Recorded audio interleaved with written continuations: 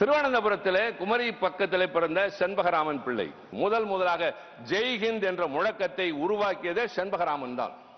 யாருக்குமே தெரியாது. M10 குண்டு என்று கேள்விப்பட்டிருப்போம். தமிழ்நாட்டு எல்லைக்குள்ளே கடலோரத்தில் வந்து வெள்ளையர்களுடைய பர்மாஷெல் என்கிற எண்ணெய் கிடங்குகளை உடைத்துவிட்டு செஞ்சாஜ் கோட்டையிலே குண்டு வீசிவிட்டு வெற்றிகரமாக திரும்பிய வீரன் செண்பகராமன். பின்னர் ஹிட்லரிடம் நெருங்குகிறான். ஹிட்லருக்கு இவன் மீது ஏகப்பட்ட மரியாதை. அவரிடம் அவன் பேசுகிறான், என் நாடு விடுதலை அடைய வேண்டும், நான் அதற்காகத்தான் இவ்வளவு தொலை வந்தேன். அந்த நேரத்தில் ஹிட்லர் சொல்கிறான், இந்தியர்கள் சுய ஆட்சிக்கு தகுதியற்றவர்கள் என்று சொல்கிறான். இதை கேட்டு கேள்விப்பட்ட செண்பகராமன் கொந்தளித்து போய், நீ பேசியது தவறு, மன்னிப்பு கேள், அந்த மன்னிப்பையும் எழுத்து மூலமாகத்தா என்று கேட்கிறார். வேறு வழி இல்லாமல் அன்றைக்கு செண்பகராமனுக்கு மக்களிடம் இருந்த செல்வாக்கை உணர்ந்த ஹிட்லர், அவைத்தலைவர் அவர்களே, பல பேர் தெரிந்து கொள்ள வேண்டும், ஹிட்லர் முதலாக தலை வணங்கி மன்னிப்பு கடிதம் எழுதியது தமிழனாகிய செண்பகராமனுக்கு. எதற்காக? இந்த நாட்டை பற்றி அவமானப்படுத்தினான் ஒருவன் என்று அந்நிய நாட்டின் மிகப்பெரிய சர்வாதிகாரியா இருந்தவிடம் போய் பேசுகிற துணிச்சல் செண்பகராமனுக்கு இருந்தது. இந்த கதை, ஆம், இது வரலாறா?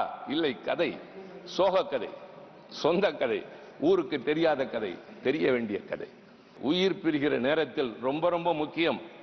அந்த நேரத்தில் அவர் சொன்னதுதான் ரொம்ப முக்கியம். நான் இந்தியா விடுதலை பெற்று அதனுடைய சுதந்திர நாட்டின் போர்க்கப்பலில் இந்தியாவிற்கு திரும்பி செல்ல வேண்டும் என்று விரும்பினேன். ஆனால் இப்படியே இறக்க வேண்டிய நிலை வந்துவிட்டது, என் ஆசை விருப்பம் அது என்று சொல்லி இறந்து போகிறார். இறந்து போனவருடைய சாம்பலை 3 ஆண்டுகள் மட்டுமே அவரோடு வாழ்ந்த அவருடைய மனைவி லட்சுமி பாய், மேடம் காமா அவர்களால் வளர்க்கப்பட்ட அவர் அந்த அஸ்தியை கையில வைத்துக் கொண்டு இந்தியாவிற்கு தப்பி வருகிறார். எத்தனை ஆண்டுகள் காத்திருந்தார் தெரியுமா? அவன் விரும்பியது நடக்கும் 32 ஆண்டுகள் காத்திருந்தார்.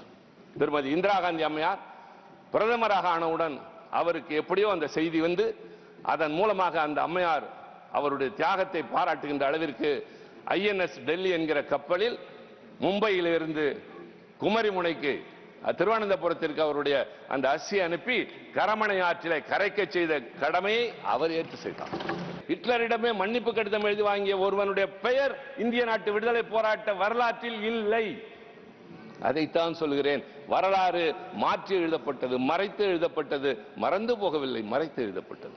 மாற்றி எழுத வேண்டும். இதையெல்லாம் நான் திரித்து எழுதுங்கள் என்று சொல்லவில்லை, திருத்தி எழுதுங்கள்.